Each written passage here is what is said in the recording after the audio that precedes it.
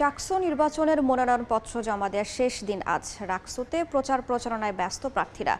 এই মুহূর্তে চট্টগ্রাম বিশ্ববিদ্যালয়ে আছেন সহকর্মী নিগার মেহেরিন রিনি এবং রাজশাহী বিশ্ববিদ্যালয়ে আছেন সাইফুর রহমান রকি। সরাসরি প্রথমে যাচ্ছি রকির কাছে।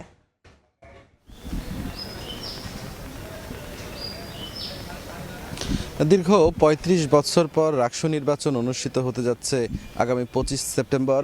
এ উপলক্ষে শিক্ষার্থীদের মধ্যে কিন্তু এক ধরনের উৎসাহ কাজ করছে, ব্যাপক উৎসাহ কাজ করছে এবং এখন প্রার্থীরা প্রচার প্রচারণায় ব্যস্ত সময় পার করছেন। একেবারে সকাল থেকেই কিন্তু প্রার্থীরা নেমে পড়েছেন প্রচার প্রচারণায় এবং তারা নানা প্রতিশ্রুতি দিয়ে তাদের পক্ষে কিন্তু ভোট চাইছেন। এখানে জানেন যে রাকসুতে ২৩টি পদে নির্বাচন অনুষ্ঠিত হবে এবং সিনেটে 5টি পদে এবং হল সংসদে প্রতিটি হলে কিন্তু 15টি করে পদ রয়েছে। সেই 15টি করে পদে তারা এখানে নির্বাচন করবেন। আপনারা দেখছেন বেশ কিছু প্রার্থী এখনই কিন্তু আমরা পরিবহন মার্কেটে দেখতে পাচ্ছি। রাজশাহী বিশ্ববিদ্যালয়ের পরিবহন মার্কেটে তারা প্রচার প্রচারণা করছেন।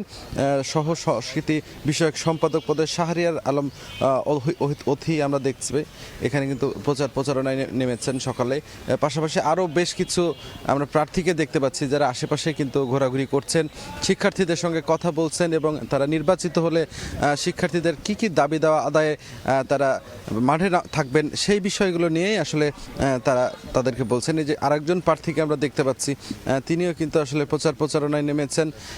সব মিলে আসলে যদি বলা চলে যে রাজশাহী বিশ্ববিদ্যালয়ে যেহেতু দীর্ঘ ৩৫ বছর পরে এই রাকসু নির্বাচন অনুষ্ঠিত হচ্ছে, সেক্ষেত্রে শিক্ষার্থীদের মধ্যে আগ্রহের যে হার সেটি কিন্তু অনেক বেশি এবং এই শিক্ষার্থীরা এটা খুবই ইতিবাচকভাবে নিচ্ছে এবং এখন পর্যন্ত খুবই সুষ্ঠু শান্তিপূর্ণ পরিবেশে প্রচার প্রচারণা চলছে। আমরা দেখছি ইসলামী ছাত্র আন্দোলন বাংলাদেশের আরেকজন প্রার্থীকে প্রচার প্রচারণা চালাতে এখানে এবং শিক্ষার্থীদের তিনি কিন্তু তাদের যে লিফলেট সেটি দিচ্ছেন। লিফলেট দেওয়ার পাশাপাশি সেখানে তাদের বেশ কিছু ইস্তেহার আছে, সেই ইস্তেহারগুলো পড়ে দেখার জন্য আহ্বান জানাচ্ছেন এবং তারা কিন্তু সেইভাবে আসলে তাদের কাছে ভোট চাচ্ছেন।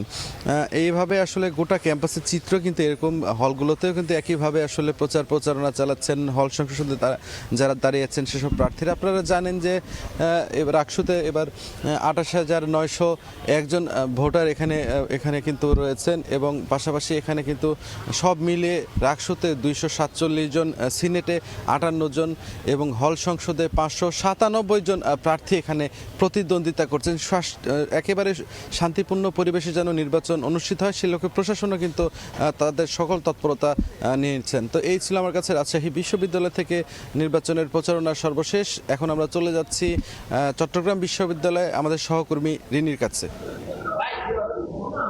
চট্টগ্রাম বিশ্ববিদ্যালয়ে কেন্দ্রীয় সংসদ ও হল সংসদ নির্বাচনের যে মনোনয়নপত্র সেটি জমা দানের আজকেই হচ্ছে শেষ তারিখ, যেটি শুরু হয়েছিল গত 15ই সেপ্টেম্বর এবং গত 3 দিন ধরেই এই মনোনয়নপত্র জমা দানের সময় ছিল। তবে আজকে হচ্ছে শেষ তারিখ, সেহেতু আজকের মধ্যেই সমস্ত শিক্ষার্থী যারা হচ্ছে মনোনয়নপত্র নিয়েছিলেন তাদেরকে এই মনোনয়নপত্র জমা দিতে হবে এবং গতকালকে শেষ হয়েছে মনোনয়নপত্র বিতরণ, যেটি গতকালকেই শেষ তারিখ ছিল, যেটি শুরু হয়েছিল 14ই সেপ্টেম্বর অর্থাৎ রবিবার। গত 3 দিন ধরে আসলে শিক্ষার্থীদের মধ্যে আমরা অনেক উচ্ছ্বাস উত্তেজনা দেখেছি এই মনোনয়নপত্র বিতরণের সময়। তারা আসলে বিশেষ করে গতকালকে শিক্ষার্থীদের উপচে পড়া ভিড় ছিল এই নির্বাচন কমিশন অফিসে এবং তাদের মধ্যে অনেক শিক্ষার্থী মনোনয়নপত্র সংগ্রহ করেছেন।